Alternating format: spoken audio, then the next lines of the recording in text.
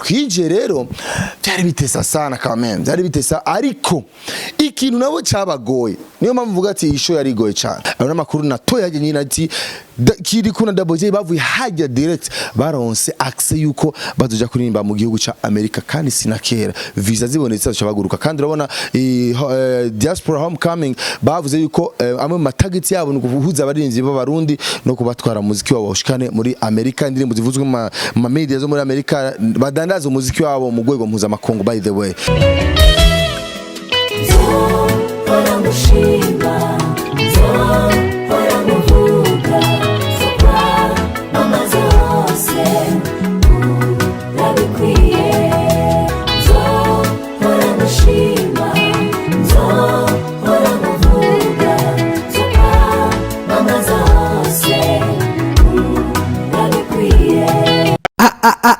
Isaac TV ho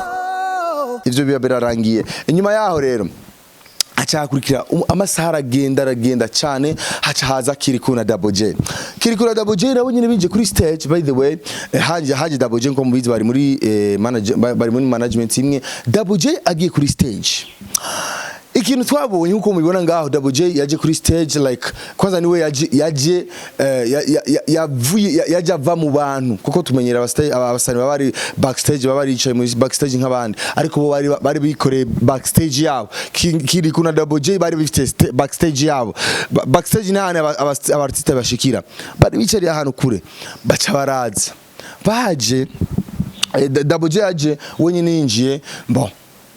of course acinjira nyine rwazi Double J abantu bateza kuryoherwa arija kuri stage araririmba vyari cool ku rugero rwiwe Double J murabizi nta ibintu byo kwivunaguna cyane ntavyo akunda ariko for sure warabona ko yaririmbishije abantu birakomera nyuma yaho Kirikou barinjiye Kirikou rero byari bitesa sana quand byari bitesa ariko ikintu nabo cabagoye niyo mpamvu mvuga ati isho yari goye cyane ikintu nabo cabagoye kuryosha stage kuryosha performance kuryosha abantu bahaguruke batambe byari bigoye cyane kuko yari nkuko twavuze kuva mu ntango yari show iri more VIP yari show iri VIP cyane hari ikintu Kirikou akunda atakoze uyo munsi kumvo zibiri imvo ya mbere ni na microphone babahaye microphone like stagira ama microphone ya masinga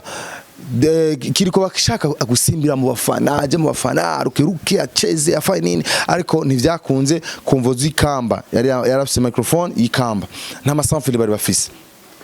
Icha kabiri Kirikou yarabona neza ko ari show iri VIP like siya show saragurika ngo bikunde wapi ariko ico yakoze Kirikou yaravuza amajambo akomeye cyane hejeje performance yiwe ku buryo umva neza yarakoze performance nziza cyane aheraheje yaravuza amajambo yinkora mutima cyane ibi ndiko navuga ngaho cyane bibereka yaravuze amajambo y'inkora mutima cyane ku buryo direct akimanuka kuri stage abasanzwe barongoye diaspora mu mahanga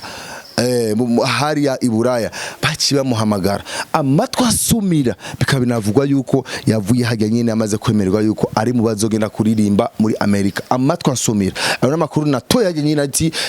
Kirikou na Double J bavuye hajya direct baronse access yuko bazoja kuririmba mu gihugu ca America kandi sinakera visa zibonetse zacabaguruka kandi urabona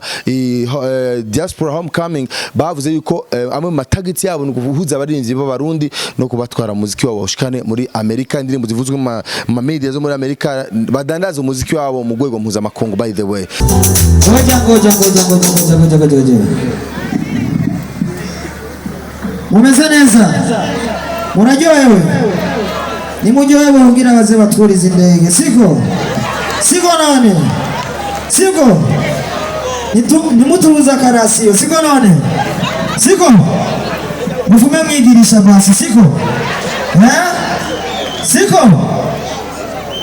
jena risiga jindirimbo imwe mugana shaka sabi indirimbo imwe nayivuge mwaka jambo chenyigira siko nani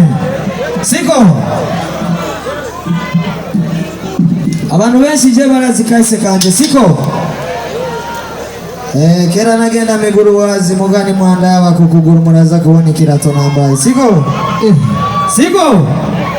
ubuntu bw'Imana sindi mutonya wa Yesu nta nubwo ndi umupasiteri siko mugagira nabashire kuma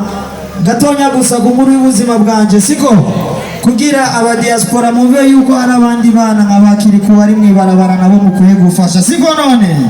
siko sumuziki gusa siko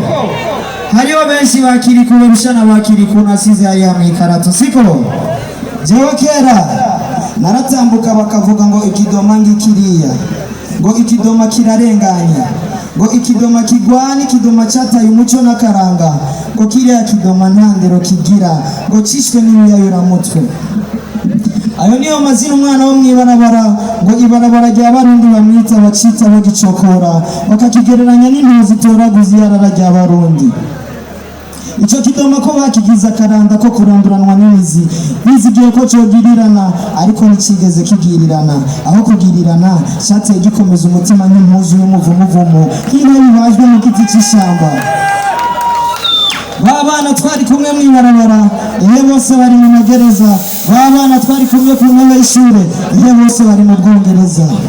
ihembereke baragitoteje ca kidoma babona ko ataco kizovamwo ariko nuko cari cabuze ugira icagikuyemwo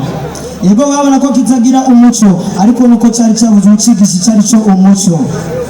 ariko ubu kiboneka nkizoduza ibendera ry'igihugu mu makungu kubera ko gishira imbere gufasha igihugu kidashira imbere gufashwa n'igihugu. I know the countries have more. I have to make my country get more. The sun will send the tamarind up. The money will fight with me to lift my people up. Fasha umwana w'ibarabara n'abari cyo fasha igihugu. Wallahi mani nashagira.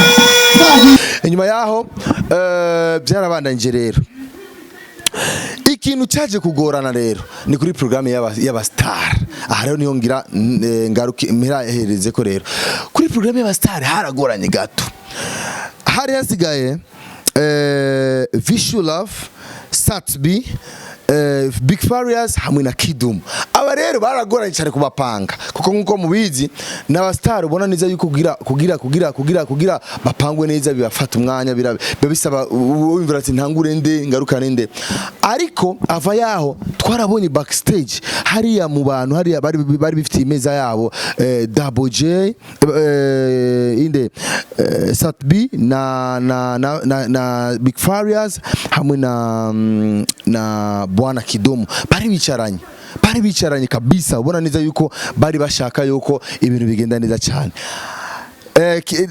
Bari baryohewe bari batwenga nkuko mwabibonye mu video yacu ayo turabashira ngaho bari batwenga baryohewe cyane. Ariko icyaje gutangaza abantu nuko inyuma yaho ibintu byaciye bihinduka uko abantu batari babyiteze. Ati gute rero